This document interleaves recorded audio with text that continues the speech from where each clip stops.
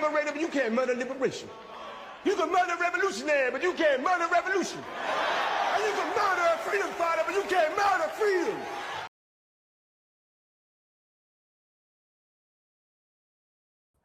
Hello, everyone, and welcome to the Art of Political Discourse. Let's get right to it.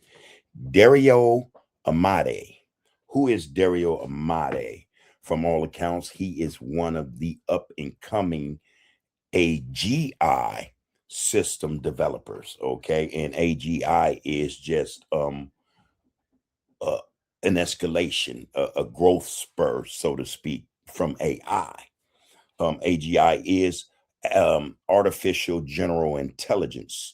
There's AI, there's AGI, and there is something they are calling ASI, artificial superior intelligence. But right now we're going to talk about AGI, and we're going to talk about Dario Amodei and why the U.S. government is so interested in his work or his company, and his company is called ANTHROPIC. Okay, and it is a company that specializes in AGI systems or development. But AGI, just to give you a little context, is artificial general intelligence. It is a theoretical form of AI that matches or exceeds human intelligence across all domains. All domains, okay? It's capable of learning, reasoning, and applying knowledge to any task, not just specific ones. And I think this is part of what causes anxiety in a lot of people regarding or surrounding AGI now slash AI slash AGI. But it's unlike current narrow AI, where we know AI can do chat GPT, chat bots, those things, which excels at specific tasks. AGI does not currently exist like that, okay? But anyway, the AGI versus the AI key differences: scope. AI, a narrow AI, is limited to specific domains like voice recognition or chess, okay? AGI is domain general, okay? It's capable of handling any intellectual task. Adaptability. AGI can learn and adapt to entirely new, unseen situations similar to human intelligence. Narrow AI requires retaining or reprogramming to handle new tasks. Understanding. AGI implies a deeper, contextual, and sometimes common sense understanding of the world rather than pattern recognition. Now, autonomy. AGI is intended to operate autonomously across multiple domains, all right? Whereas current AI operates under strict pre-programmed rules. That is the difference. But the nature, we're talking about AI here, AGI, excuse me, the nature AGI is currently a hypothetical goal or theoretical concept, whereas AI is a functional, widely used technology. Now, that being said, there are also some sources also distinguish between AGI and artificial super intelligence, ASI, where AGI is human level and ASI is superior to human intelligence. This is what's being developed. This is, I think, more than theoretical or hypothetical. These are, I think, systems or apparatuses not being looked into or thought about, but being worked on as we speak. Artificial general intelligence is, I think, no doubt already in effect, already not just being researched, but developed. I just recently had a conversation with some individuals about the scope of AI and how it will evolve in human society. AI will evolve to such an extent where AGI takes its place and begins to do the work that human beings are known to do. And that would not just include blue collar work. This will also include white collar professions and jobs. So that was the discussion last night. And little did I know this thing, AGI, was not just a concept, but a work in progress. doctors, lawyers, college professors. These are the jobs that humans think they can only do. But with the progression, development in terms of these new systems, AGI systems, uh, that's out the window. These are jobs that now artificial general intelligence is being not just programmed to do, but being developed to do on its own. You know, let's get into this. I have a clip that I want to share with the people regarding this guy, Dario Amodei. Is something particular, excuse me, or special about this guy? Special, so special, in fact, that the United States government, the Department of War, wants what he's doing. All right. Before we get to this clip, I'd like to ask that you please like, share, follow, comment, and subscribe to the channel of the Art of Political Discourse. We appreciate your viewership and participation. And by doing so, we'll show our appreciation by bringing to you more informative and educational content, things that will help the masses rather than hurt them. That being said, let's get to this clip because I think it's important. It's something you may want to learn more about, delve into, research even more than what I'm able to provide to you. And just so it's known, courtesy of this clip is from CBS News. Sources tell CBS News the relationship between the Trump administration and artificial intelligence company Anthropic appears to be on thin ice. Anthropic was awarded a $200 million defense contract last summer. In a meeting with the Pentagon Tuesday, Defense Secretary Pete Hegseth gave CEO Dario Amodei until the end of the week to sign a document ensuring the military would have full access to the company's AI model. Officials are considering invoking the Defense Production Act to force Anthropic to do what the military wants. That's serious. That's serious. Not just, okay, we gave you this money because we see, for whatever reason, what you're doing, your research is something we want to be a part of. But now we're to the point where we didn't just give you our money, we're giving you our money and we're demanding full access to all your research. The company has asked the Defense Department to put protections in place that would restrict its AI model from conducting mass surveillance of citizens. In January, Secretary Hegseth criticized AI models that, quote, won't allow you to fight wars, adding that military AI will not be woke. For more, let's bring in Ian Kreitzberg. He's an AI correspondent at Puck. So, Ian, what are some of the larger implications of the Pentagon having full access to Anthropic's AI model? HEGSETH said, we don't want military equipment or AI or AGI equipment that is woke. They want it for. Yeah, so there's a lot of questions at play here. What the Pentagon wants is they just don't want any restrictions. And so the Pentagon has said that they're only going to use these technologies legally. They're not going to use it to break the law. But they don't want to be limited in how they're allowed to use stuff.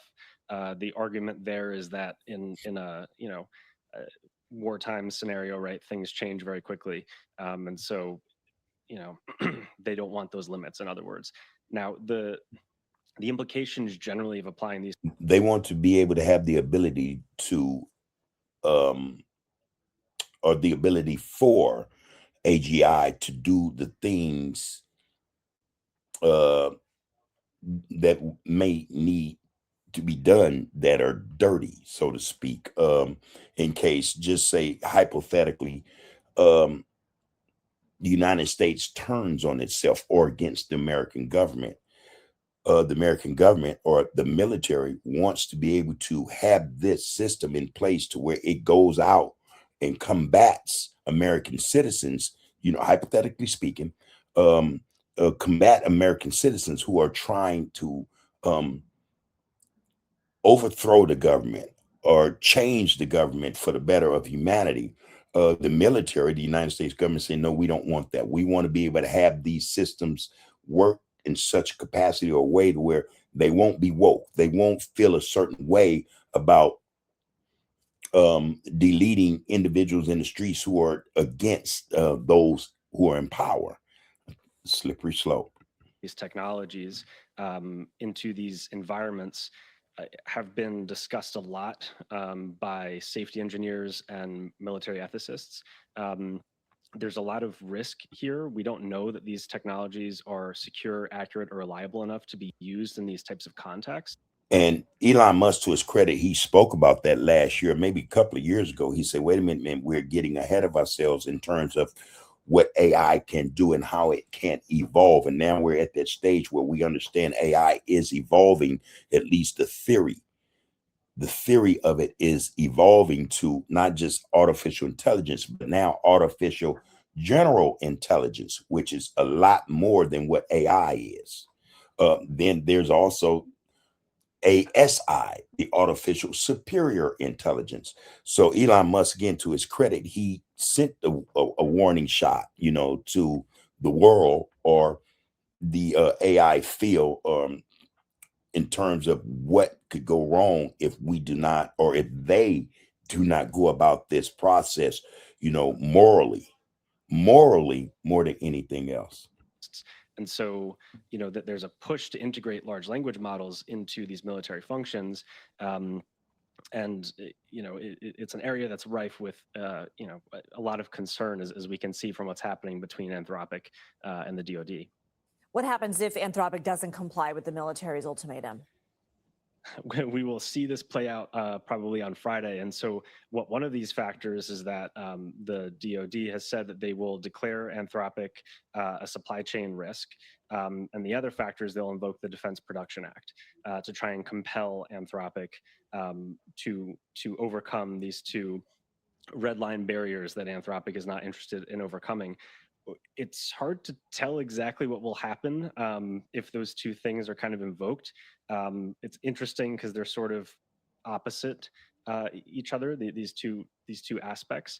But the Defense Production Act would kind of say that Anthropic's technology, CLAUDE, the LLM, is essential for national security, and so would compel Anthropic to acquiesce. In other words, the government would take it. They would take the company. Now, Anthropic could fight that. They could file a lawsuit against that, and they could combat that.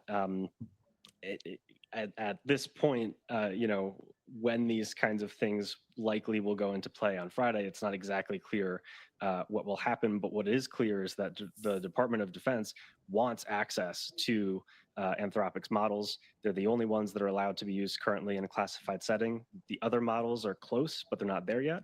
And so, you know, you have these two sides that neither seems interested really in backing down. Wow.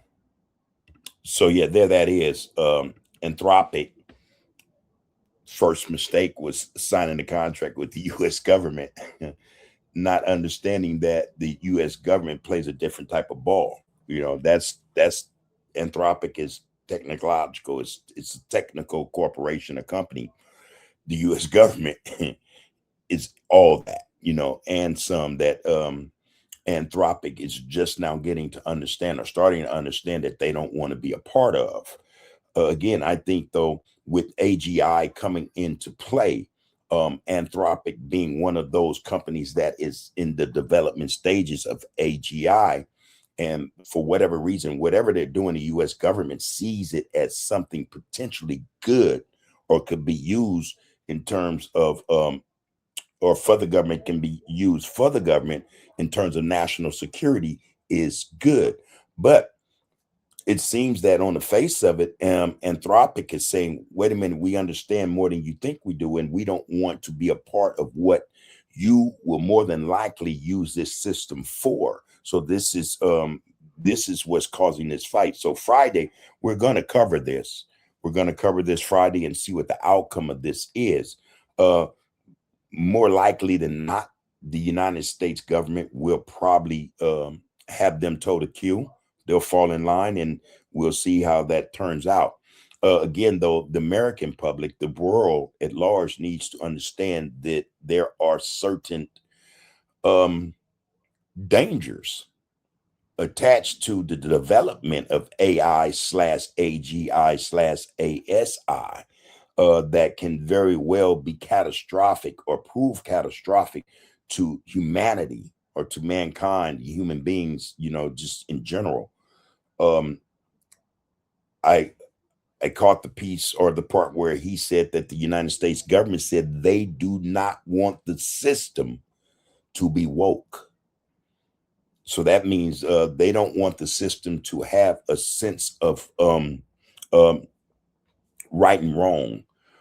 Just stick to whatever the protocol is, you know, coded in it in terms of, okay, if this concerns national security, if the American public is rising up against the government it does not agree with, then AGI comes into play and they go and quash any rebellion or protest that would, without that system in play or helping the U.S. government, with the people would end up overthrowing it. So yeah, they don't want the system to be a woke system. They just needed to do exactly what's coded in it to do and not think about, you know,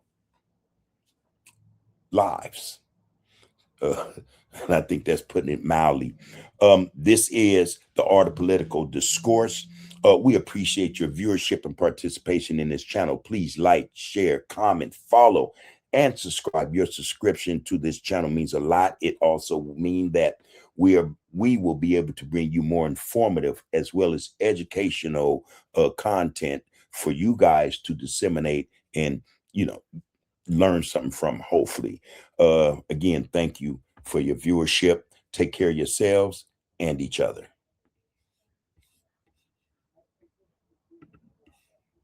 You can murder a liberator, but you can't murder liberation. You can murder a revolutionary, but you can't murder revolution. And you can murder a freedom fighter, but you can't murder freedom.